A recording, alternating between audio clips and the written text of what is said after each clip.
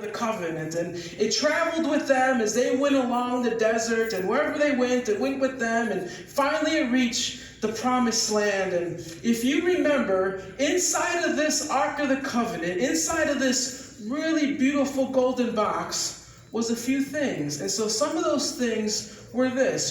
First of all, in that box, we had Aaron's rod, right? We had Aaron's rod in that box. And Savannah, if you can hang on to that. All right.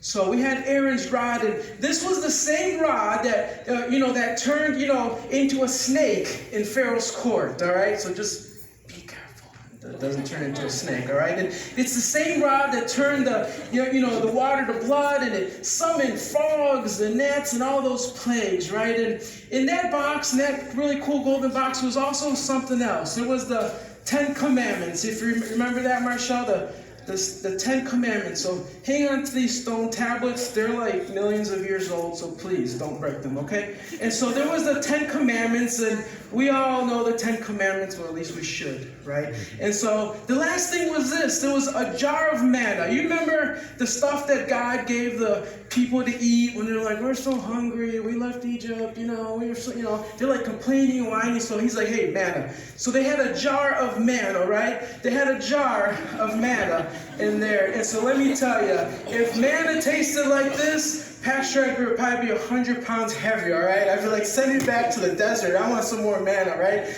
And so that was in the box. That's why it was so special to God's people. Now, if you remember how happy King David was when they finally brought this Ark of the Covenant, this golden box, to Jerusalem. Do you guys remember what David did when they finally brought it to Jerusalem?